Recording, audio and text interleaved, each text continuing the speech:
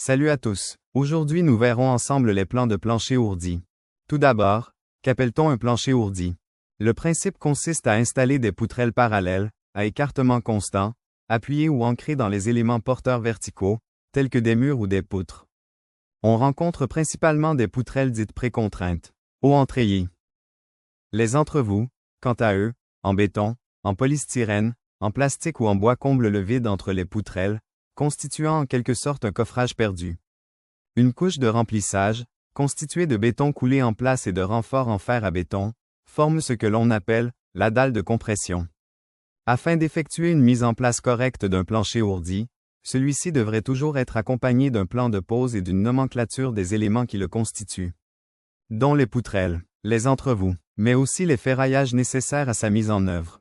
Voyons maintenant ce que l'on trouve comme information sur le plan de pose. Tout d'abord, on va retrouver les informations sur le montage du plancher, c'est-à-dire la hauteur de l'entrevous, ici 15 cm, et l'épaisseur de la dalle de compression qui, dans ce cas, est de 5 cm. Ces 5 cm sont mesurés depuis le dessus de l'entrevous. L'épaisseur finie du plancher dans le cas présent sera de 20 cm. On peut lire ensuite les repères de modèle de poutrelle. Ces repères sont repris sur le tableau de nomenclature.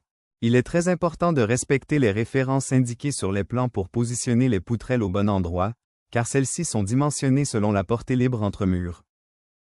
En lien avec les poutrelles, une flèche indique le sens dans lequel les poutrelles seront disposées. Il y a un repère par zone de pose.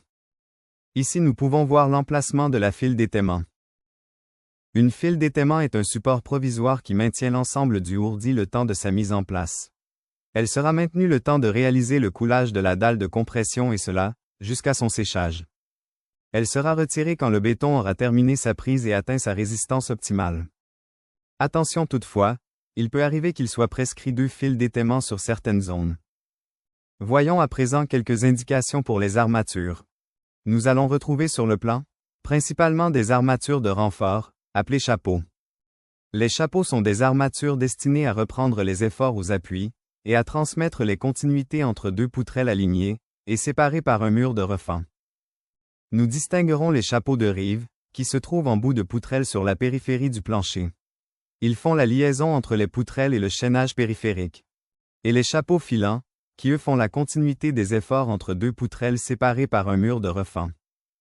D'autres armatures spécifiques seront parfois présentes, par exemple pour renforcer une zone fortement chargée, ou pour créer une trémie d'escalier. Sur la nomenclature vous retrouverez les éléments vus précédemment, et des informations complémentaires. Le niveau concerné, le type de montage, la surface du plancher, et le litrage de béton préconisé pour réaliser la dalle de compression. Ici ce sont les charges qui ont été retenues pour le calcul du plancher par le fabricant. La charge permanente, c'est-à-dire le poids au mètre carré du plancher fini, et la charge d'exploitation, c'est le poids que le plancher est capable de porter au mètre carré une fois le plancher fini. Ensuite, dans le tableau récapitulatif, la quantité et la référence des poutrelles sera détaillée. Cela permet de contrôler, lors de la livraison, que tous les éléments sont présents. Ici nous avons le détail des entrevous utilisés et leur quantité. Pour finir, dans cette zone, sont regroupées les informations sur le ferraillage de notre plancher. Les chapeaux, le treillis soudé préconisé, et les éventuels aciers pour créer le chevêtre. Vous voilà à présent en capacité de trouver des informations précises sur un plan de plancher ourdi. D'autres détails techniques pourront être présents sur les plans, mais je laisse la parole à votre formateur pour vous les présenter. Merci de votre attention.